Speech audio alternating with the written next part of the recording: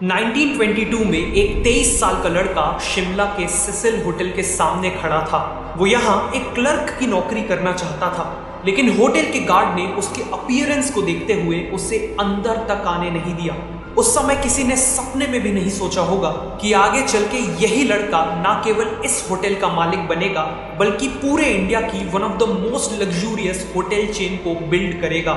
ये कहानी है दी ओबेरॉय होटल्स की।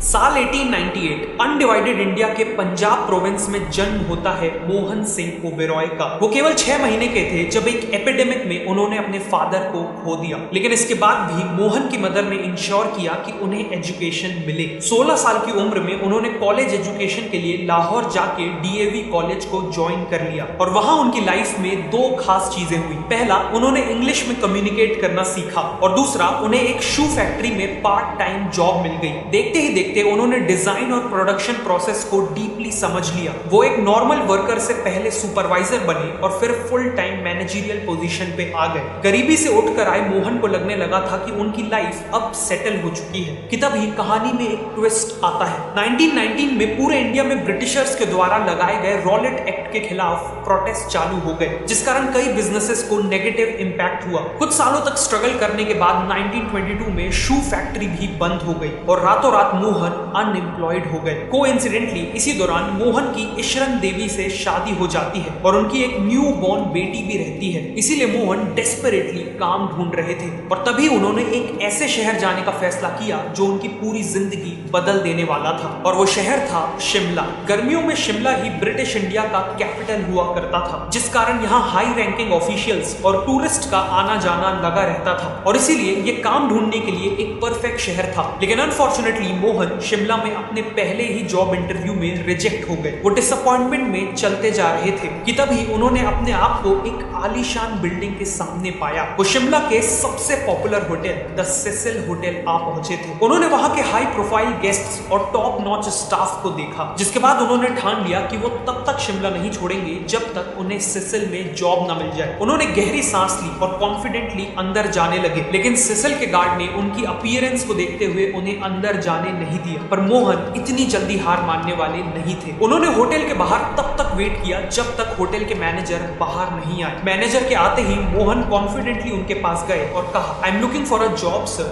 Do you have a vacancy at the Cecil? Mohan की इंग्लिश सुनकर मैनेजर काफी इंप्रेस हुए और अगले ही दिन उन्हें द सिसिल होटल में 50 रुपए पर मंथ की सैलरी पे क्लर्क की नौकरी मिल गई। सिसिल में मोहन की मेन रिस्पॉन्सिबिलिटी थी कोल की सप्लाई और स्टॉक मैनेज करना। जल्द ही उन्हें आइडिया आया कि कोल डस्ट बॉल्स यूज करके होटल का बहुत पैसा बच सकता है। ये बॉल्स ना केवल सस्ती हैं, बल्कि ये अपनी स्लो बर्निंग कैरेक्टरिस्टिक के कारण रात भर बॉयलर्स को चालू रख सकती है और सुबह बस थोड़ी सी नॉर्मल कोल ऐड करके पानी जल्दी गर्म हो सकता है। उन्होंने ये आइडिया इंप्लीमेंट किया और होटल का बहुत फायदा हुआ। इसके अलावा मोहन को टाइपिंग और शॉर्ट हैंड राइटिंग भी आती थी, इसीलिए जल्द ही उन्होंने मैनेजर को डॉक्यूमेंटेशन और लेटर्स लिखने में असिस्ट करना चालू कर दिया। ये सब देखकर मैनेजर ने उन्हें प्रमोट करके गेस्ट क्लर्क बना दिया और सैलरी भी बढ़ा दी। सिसिल होटल में यूजुअली केवल वीआईपी गेस्ट आते थे और मोहन इन गेस्ट्स के बिहेवियर और प्रेफरेंसेस को डीपली ऑब्जर्व करते थे। साथ ही साथ उन्होंने खुद से ही कई और रिस्पॉन्सिबिलिटीज जैसे कैशियर की रिस्पॉन्सिबिलिटी भी ले ली थी, जिस कारण उन्हें गेस्ट से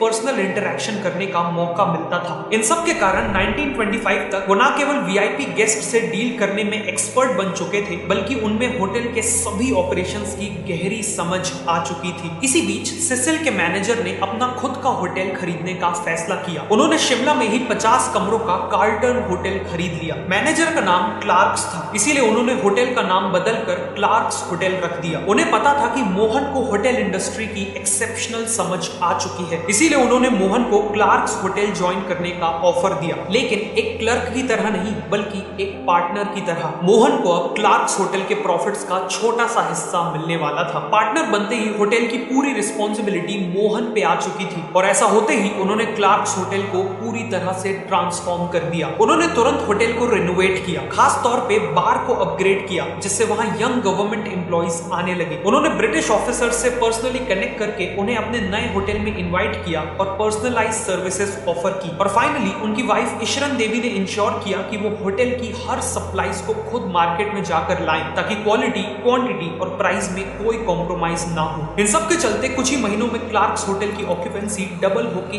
80% तक पहुंच गई। लेकिन फिर कुछ ऐसा होता है जिससे ये पूरा होटल उनके हाथ से एक झटके में छिन सकता था।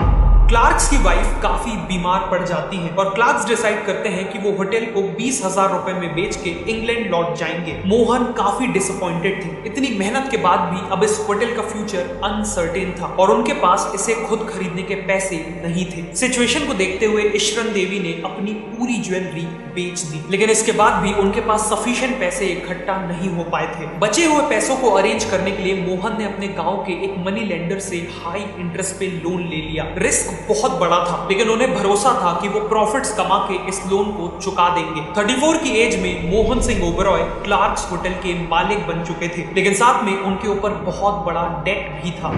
इसीलिए मोहन और ईशरन देवी ने पहले से भी ज्यादा मेहनत की और पर्सनली काफी फ्रूगली रहते हुए सभी अर्निंग्स को होटल में री इन्वेस्ट किया। अल्टीमेटली 2 साल के अंदर ही उन्होंने क्लार्क्स होटल को सक्सेसफुली रन करते हुए पूरा लोन चुका दिया। मोहन की सक्सेस का एक मेन कारण था उनकी कम्युनिकेशन स्किल्स। उन्होंने इंग्लिश लैंग्वेज में स्ट्रॉन्ग कमांड हासिल कर ली थी, जिस कारण वो न केवल सिसिल के मैनेजर को इम्प्रेस कर पाए थे, बल्कि अपने होटल्स के हाई प्रोफाइल गेस्ट से भी सक्सेसफुली डील कर पाते थे। और आज के दिन तो करियर सक्सेस के लिए इंग्लिश की इंपॉर्टेंस और भी ज्यादा बढ़ चुकी है। इसीलिए अपनी इंग्लिश को इंप्रूव करने के लिए मैं डुओलिंगो ऐप को यूज करता हूं, जो बिल्कुल फ्री है। Let me show you. अब इस एक्सरसाइज में मुझे इंग्लिश से हिंदी में ट्रांसलेशन करना है। This is my office. Is this your office, Neha? Is this your office, Neha? तो आपने देखा कितना सिंपल है, राइट? इस ऐप के थ्रू अपनी इंग्लिश को ब्रश अप करने के लिए मैंने इंटरमीडिएट इंग्लिश कोर्स लिया और मुझे रियल लाइफ सिनेरियोज में काफी इंप्रूवमेंट दिखी। मुझे इस ऐप की सबसे अच्छी बात ये लगी कि ये पूरी लर्निंग प्रोसेस को गेमिफाई करके उसे काफी फन बना देता है। अगर आपको भी अब्रॉड जाना है, बेटर जॉब चाहिए या सिंपली प्रोफेशनल सिनेरियोज में ज्यादा कॉन्फिडेंट फील करना है, तो ये ऐप आपके लिए है। ऐप का लिंक नीचे डिस्क्रिप्शन और पिन्ड कॉमेंट में है, तो फटाफट डाउनलोड कर लीजिए। लेकिन अब मोहन अपनी लाइफ में केवल एक 50 रूम के होटल तक लिमिटेड नहीं रहना चाहते थे। वो अब होटल बिजनेस का पूरा एम्पायर बिल्ड करना चाहते थे। इसी दौरान उन्हें पता चला कि कलकत्ता में एक होटल लीज पे अवेलेबल था और ये होटल था द ग्रैंड होटल। 500 रूम्स के साथ ग्रैंड होटल न केवल कलकत्ता बल्कि पूरे इंडिया का one of the biggest and most prestigious hotel था। ये होटल कलकत्ता की पहली बिल्डिंग्स में से एक था जिसमें हाइड्रोलिक लिफ्ट थी और सालों से इसने रॉयल फैमिलीज, सेलिब्रिटीज और डिग्नेटरीज को होस्ट किया था। लेकिन रिसेंटली यहाँ कंटेमिनेटेड वाटर के कारण टाइफॉइड आउटब्रेक हो गया था, जिसमें 6 लोगों की जान चली गई थी। इस इंसिडेंट के बाद होटल की रेपुटेशन मिट्टी में मिल चुकी थी। इसीलिए अल्टीमेटली 1937 में ये होटल बंद पड़ गया और इसके ओनर्स इसे लीज पे देना चाहते थे। मोहन के सामने अब 2 रास्ते थे, या तो शिमला में अपने छोटे होटल को बिना कोई रिस्क के चलाते रहे, या फिर क्लार्क्स होटल से 10 गुना बड़े होटल को लीज पे लेकर अपनी किस्मत आजमाए। मोहन ने दूसरा ऑप्शन चुना और 8,000 रुपए पर मंथ के रेट पे द ग्रैंड होटल को लीज पे ले लिया। लेकिन जब उन्होंने होटल की हालत को प्रॉपरली देखा तो उन्हें अपने डिसीजन पे डाउट होने लगा। बिल्डिंग के अंदर की हर दीवार में धूल की मोटी परत जमी हुई थी, पेंट उखड़ चुका था और इंटीरियर्स बुरी तरह डैमेज हो चुके थे। होटल को रिवाइव करने के लिए उसे एक मैजिकल ट्रांसफॉर्मेशन की जरूरत थी। इसीलिए मोहन ने फिर से एक लोन लिया और बिना देरी किए एक मैसिव क्लीन अप ऑपरेशन करवाया, जिसमें होटल का हर एक कोना डीपली क्लीन करवाया गया। इंटीरियर्स जैसे टपेस्ट्रीज, गिल्ट मिरर्स, मार्बल पिलर्स और शैंडलियर्स को रीस्टोर किया गया। फाइनली उन्होंने पर्सनली होटल के पुराने स्टाफ जैसे शेफ्स, हाउसकीपिंग स्टाफ और पोर्टर्स एक्सेट्रा को रीच आउट किया और उन्हें वापस होटल ज्वाइन करवाया, क्योंकि यही लोग होटल को सबसे अच्छे से जानते थे। लेकिन एक चीज को रीस्टोर करना अभी भी बाकी था और वो थी होटल की रेपुटेशन, जो टाइफॉइड आउटब्रेक के कारण खराब हुई थी। मोहन ने इस प्रॉब्लम को जड़ से खत्म करने का फैसला किया। उन्होंने होटल में लगे हुए हर एक पाइप और ओवरहेड टैंक को निकाल फेंका और एक नया मॉडर्न प्लम्बिंग सिस्टम इंस्टॉल किया। ऑल्सो उन्होंने एक नई प्रैक्टिस एस्टैब्लिश की, जिसमें वो खुद सुबह सबसे पहले अपने पूरे स्टाफ की हाइजीन जैसे नेल्स, हेयर और यूनिफॉर्म को इंस्पेक्ट करते थे। इवेंचुअली लोगों के बीच ये बात फैल गई कि ना केवल ग्रैंड होटल पहले से ज्यादा प्रीमियम सर्विसेज दे रहा है, बल्कि वो अब 100% सेफ है। और इसीलिए अगले 2 सालों में ग्रैंड होटल की ऑक्यूपेंसी वापस से बढ़ने लगी। लेकिन जैसे ही सिचुएशन बेटर होने लगी, वैसे ही एक और सेटबैक आ गया, वर्ल्ड वॉर 2।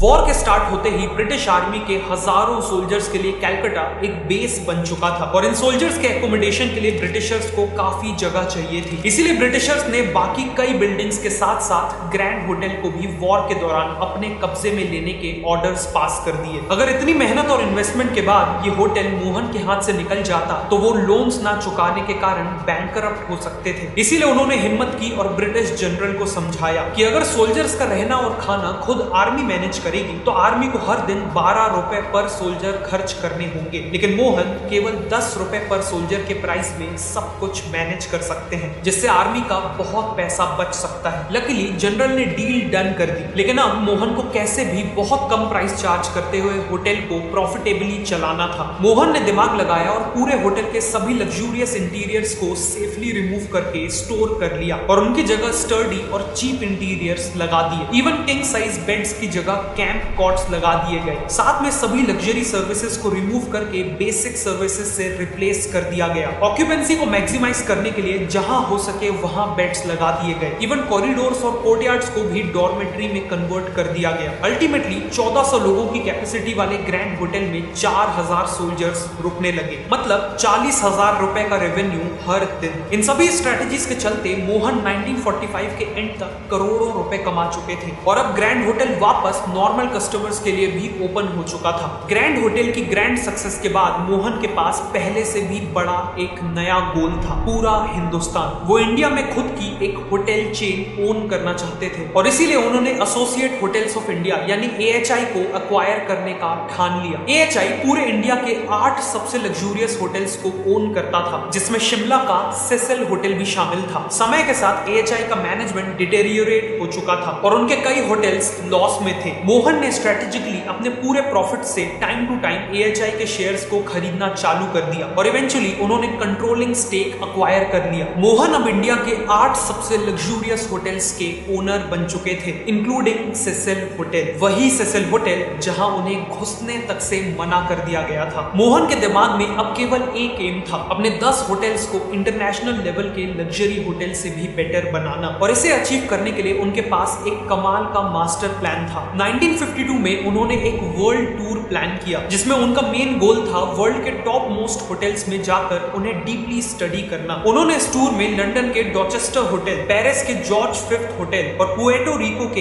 हिल्टन होटल जैसे टॉप होटल्स में स्टे किया। हर एक होटल में स्टे करते वक्त वो हमेशा एक नोटबुक और पेन कैरी करते थे और होटल के हर एक लेआउट और ऑपरेशंस पे डिटेल्ड नोट्स लेते थे। 3 महीनों में 25 होटल्स को स्टडी करने के बाद उनके पास कई 100 पेजेस के नोट्स इकट्ठा हो चुके थे। उन्होंने इंडिया वापस आके अपनी लर्निंग्स के बेस पे अपने होटल्स के kitchen layout, room design, public area design, menu design और रूम सर्विस जैसी हर एक चीज में मैसिव इंप्रूवमेंट्स किए और इंटरनेशनल लेवल के स्टैंडर्ड्स अचीव कर लिए। 1955 में मोहन ने देखा कि इंडिया में कई ऐसी हिस्टोरिकल प्लेसेस हैं जहां एक टाइम पे तो राजा महाराजा रहा करते थे, लेकिन आज वहां कोई नहीं रह रहा। उन्हें यहाँ एक बहुत बड़ी अपॉर्चुनिटी दिखी, इसीलिए उन्होंने रॉयल फैमिली से नेगोशिएट करके इन पैलेसेस को लीज पे लेने का फैसला किया। सबसे पहले उन्होंने कश्मीर के महाराजा हरि सिंह के गुलाब भवन पैलेस को होटल में कन्वर्ट किया और इसी तरह इंडिया को मिला उसका पहला रियल पैलेस होटल। 1970 तक अपनी कंटिन्यूड सक्सेस को देखते हुए ओबेरॉय ग्रुप को लगने लगा कि वो इंडियन लग्जरी होटल इंडस्ट्री के अनडिस्प्यूटेड किंग बन चुके हैं। लेकिन फिर कहानी में एंट्री होती है एक ऐसे ग्रुप की जो ओबेरॉय ग्रुप के लिए सबसे बड़ा चैलेंज बन के उभरता है और एक ग्रुप था द ताज होटल ग्रुप।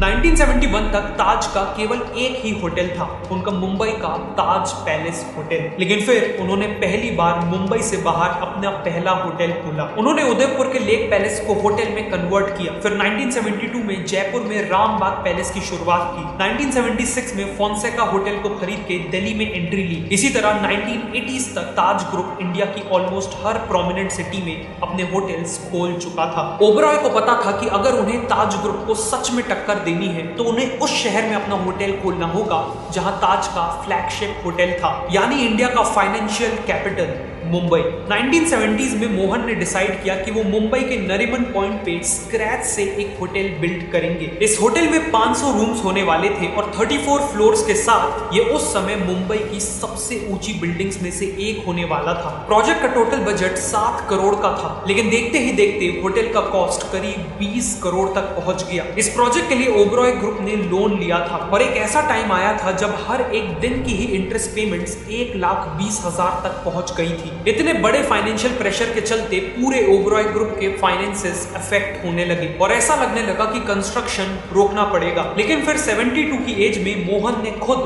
6 महीनों तक मुंबई में कैंप किया और इंश्योर किया कि होटल टाइम पे कंप्लीट हो। 1973 में होटल ऑपरेशनल हुआ और ओबरॉय ग्रुप के लिए चीजें नॉर्मल होने लगी। लेकिन फिर ओबरॉय को एक और झटका मिलता है। 1975 में इंदिरा गांधी इंडिया में इमरजेंसी घोषित कर देती है, जिस कारण देश में एक इकोनॉमिक डाउनटर्न आ गया और फॉरेन और डोमेस्टिक ट्रैवलर्स की कमी हो गई। इसका सबसे ज्यादा इंपैक्ट हुआ होटल इंडस्ट्री को। ओबरॉय ग्रुप का डेट इस हद तक बढ़ गया कि उन्हें अपने मुंबई के होटल को बेच देने तक का प्रेशर था, लेकिन मोहन ने ऐसा नहीं होने दिया। इसी दौरान उन्होंने देखा कि लेबनान में सिविल वॉर चालू हो गई है, जिस कारण अरब कंट्रीज के कई हाई नेटवर्थ इंडिविजुअल्स जो पहले बिजनेस या लेजर के लिए लेबनान जाते थे, वो इंस्टेड मुंबई आने लगते हैं। मोहन ने इस अपॉर्चुनिटी को पहचाना और एक मास्टर प्लान तैयार किया। उन्होंने अपने होटल्स के 200 स्टाफ मेंबर्स को क्रैश कोर्स देके अरेबिक सिखवाई ताकि वो अरब गेस्ट से इफेक्टिवली कम्युनिकेट कर सके। होटल के डॉक्यूमेंट्स जैसे room service directory, menu cards etcetera को अरेबिक स्क्रिप्ट्स में प्रिंट करवाया। अपने पूरे फूड मेन्यू को मॉडिफाई करके उनमें अरब डिशेस ऐड की। इन स्ट्रेटजीज के चलते ओबरॉय होटल अरब गेस्ट्स के लिए फर्स्ट चॉइस होटल बन गया और अगले कुछ ही सालों में ओबरॉय ने न केवल अपना लोन पे ऑफ कर दिया, बल्कि इस होटल से ह्यूज प्रॉफिट्स भी जनरेट किए। इस सक्सेस के साथ ओबरॉय ग्रुप ने अपने आप को इंडिया की most prominent luxury hotel chain के तौर पे स्टैब्लिश कर लिया था और मोहन सिंह ओबरॉय ने अपनी लाइफ के सबसे बड़े चैलेंज को सक्सेसफुली डील कर लिया था। उनका कहना था कि हमें कभी भी ऐसी चीज एक्सेप्ट नहीं करनी चाहिए जो सेकेंड बेस्ट हो, और उन्होंने इसी फिलॉसफी के साथ ओबरॉय ग्रुप को बिल्ड किया। आज अपने 32 लग्जरी होटल्स के साथ ओबरॉय न केवल इंडिया बल्कि वर्ल्ड के फाइनेस्ट होटल चेन्स में से एक है। और सबसे इंपॉर्टेंट बात यह है कि हजारों करोड़ों के इस बिजनेस एम्पायर को बिल्ड करने के पीछे एक ऐसे इंसान का हाथ है जो कभी खुद होटल का क्लर्क हुआ करता था।